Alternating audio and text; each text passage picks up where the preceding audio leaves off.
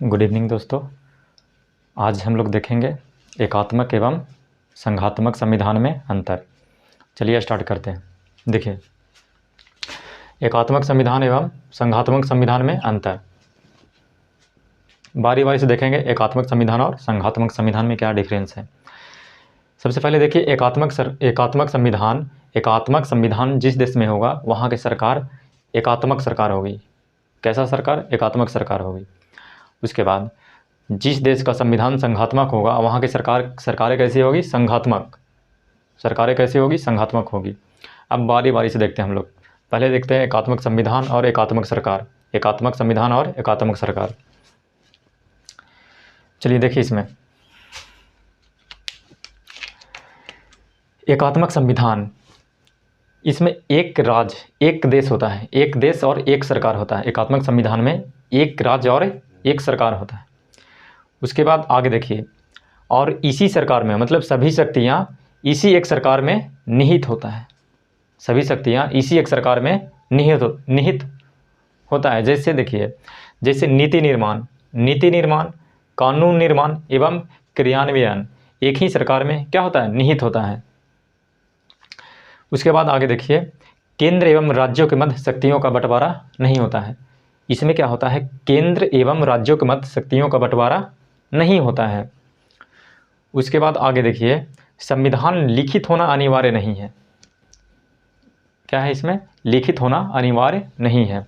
कहने का मतलब ये हो गया कि परंपरा पर आधारित नियम कानून क्या है? परंपरा पे आधारित होता है। ऐसा नहीं कि संविधान नहीं होता, संविधान होता है परंतु लिखा हुआ नहीं होता। लिखा हुआ होता है लेकिन जैसे इसको मतलब एक व्यवस्थित ढंग से लिखा हुआ नहीं होता। इसमें कुछ दस्तावेज रहता है कानून से संबंधित।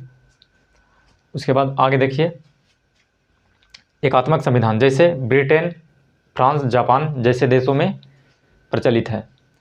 उसके बाद आगे देखिए, विशेषता एवं लाभ। एकात्मक संविधान का क्या विशेषता है और लाभ क्या है? इसमें देखिए, निर्णय तीव्र होता है क्योंकि सरकार छोटा है, सरकार एकात्मक है तो निर्णय भी क्या होगा? बहुत तीव्र होगा। उसके बाद आगे, पूरे देश में एक समान कानून, ठीक है ना, पूरे देश में एक समान कानून बना रहता है, पूरे देश के लिए एक समान कानून। और कम खर्चीला, ठीक है ना। यहाँ की सरकारें कैसी होती है? कम खर्चीला होती है। क्यों कम खर्चीला होती है? क्योंकि सरकार छोटा है। उसके बाद देखिए, आपात के लिए बेहतर सरकार, आपातकाल के लिए बेहतर सरकार मतलब इमरजेंसी में डिसीजन लेने में ज़्यादा देरी नहीं होता है, जस्ट डिसीजन ले लिया जाता है। इस वजह से आपातकाल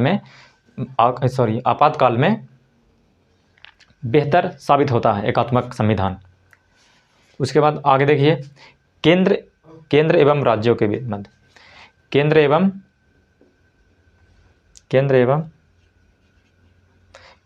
राज्यों के मध्य विवाद न्यूनतम। केंद्र एवं राज्यों के मध्य विवाद न्यूनतम। क्यों न्यूनतम होगा? क्योंकि राज्य का यहाँ कोई कानून नहीं है, कोई संविधान नहीं है। ये कानून किसका है? केंद्र का है, तो इसमें राज्य विवाद कर ही नहीं सकता। उसके बाद आगे देखिए, एकल नागरिकता, ठीक है ना, ये अनिवार्य है। एकल नागरिकता, सिंगल सिटीजनशिप। एकल नागरिकता की वजह से एकता की भावना प्रबल होता है। एकता की भावना क्या होता है? प्रबल होता है। एकजुटता की भावना प्रबल होता है। एकल सिटीजनशिप, सिंगल नागरिकता। उसके बाद आगे देखिए, यह व्यवस्था छोटे देश, कम जनसंख्या एवं कम विविधता वाले देशों के लिए सही है। समझे? उसके बाद इसका कमियां, क्या क्या कमियां हैं इसको देखिए। सरकार ज़्यादा व्यापक नहीं होता। इसमें सरकार ज़्यादा व्यापक नहीं, यानी सरकार छोटा सरकार होता है। यानी केंद्र में एक ही सरकार है ना, केंद्र में सरकार है तो सरकार कैसा हो? छोटा होगा। जैसे भारत में देख लीजिए, भारत में सिर्फ केंद्र सरकार रहता तो क्या होता? सरकार छोटा होता। परंतु यहाँ पे क्या है? हर राज्यों का अलग सरकार है। 28 राज्य है तो 28 राज्य में 28 सरकारें हैं। 28 सभी वर्गों का प्रतिनिधित्व नहीं होता है। इसमें सभी वर्गों का प्रतिनिधित्व नहीं होता है क्योंकि सरकार छोटा है तो सभी वर्ग इसमें जा ही नहीं पाएंगे, सरकार के हिस्सा नहीं बन पाएंगे। उसके बाद देखिए, बड़े देश यानी क्षेत्रफल में बड़ा देश, ज़्यादा जनसंख्या और ज़्यादा विविधता वाला देश के लिए सही नहीं है। मतलब एकात्मक संविधान ये ज़्यादा बड़ा देश या ज़्यादा जनसंख्या और ज़्यादा विविधता वाले देश में ये एकात्मक संविधान सफल नहीं है। उसके बाद आगे देखिए, सरकार को निरंकुश होने की संभावना बनी रहती है। इसमें क्या है कि सरकार का निरंकुश होने का संभावना बना रहता है, क्योंकि सरकार एक ही है, केंद्र में केवल एक ही सरकार है। और उसके बाद आगे देखिए हम लोग संघात्मक संविधान, संघात्मक संविधान एवं संघात्मक सरकार, संघात्मक संविधान एवं संघात्मक सरकार, ठीक है। इसमें देखिए, इसमें से बहुत सारा फैक्ट है जो भारत के संविधान से मिलता जुलता है। इसमें द्वैत सरकार होती है, इसमें दोहरी सरकार होती है, द्वैत सरकार। एक केंद्र सरकार और कई प्रांत सरकार, यानी केंद्र में एक सरकार और कई राज्य सरकार, जैसे भारत में है, एक केंद्र सरकार है और कई राज्य सरकार है, 28 राज्य सरकार है ना। परंतु इसमें क्या होता है कि दोनों के साथ सह अस्तित्व बना रहता है, दोनों के साथ सह अस्तित्व बना रहता है, यानी जो प्रांत है वो केंद्र से मतलब अलग नहीं रहता, उसके साथ जुड़ा रहता है, सह अस्तित्व बना रहता है दोनों के साथ। आगे देखिए, केंद्र एवं राज्यों के मध्य शक्तियों का बंटवारा। इसमें क्या होता है, केंद्र और राज्यों के बीच शक्तियों का बंटवारा कर दिया जाता है इसमें, क्योंकि राज्य को कुछ अलग शक्तियाँ दिया गया है और केंद्र को कुछ अलग शक्तियाँ दिया गया है। संविधान लिखित होना अनिवार्य है और कठोर होना चाहिए। संविधान लिखित होना अनिवार्य है और संविधान कैसा होना चाहिए, संविधान कठोर होना चाहिए। लिखित कहने का मतलब, क्योंकि ये इसका मतलब सरकार क्या है, व्यापक है, सरकार बड़ा है, तो संविधान लिखा होगा तभी तो।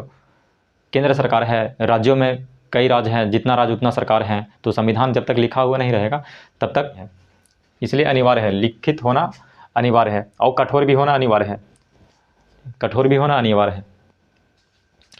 उसके बाद देखिए, पृथक एवं स्वतंत्र न्यायपालिका होना चाहिए। इसमें क्या होना चाहिए, पृथक एवं स्वतंत्र न्यायपालिका होना चाहिए, ठीक है, पृथक एवं स्वतंत्र न्यायपालिका होना चाहिए।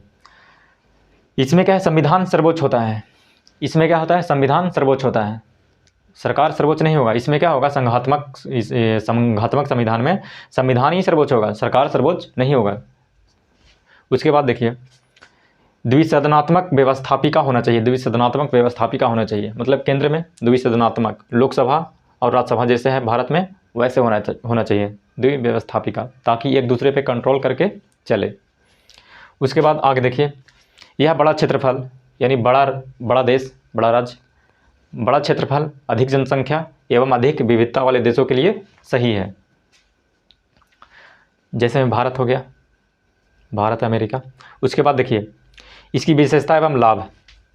इसमें क्या है कि ज़्यादा व्यापक सरकार होता है, सरकार क्या है, ज़्यादा व्यापक, यानी सरकार बहुत बड़ा होता है, केंद्र सरकार, उसके बाद हर एक राज्यों का राज्य सरकार, तो सरकार क्या हो गया, बहुत बड़ा, व्यापक।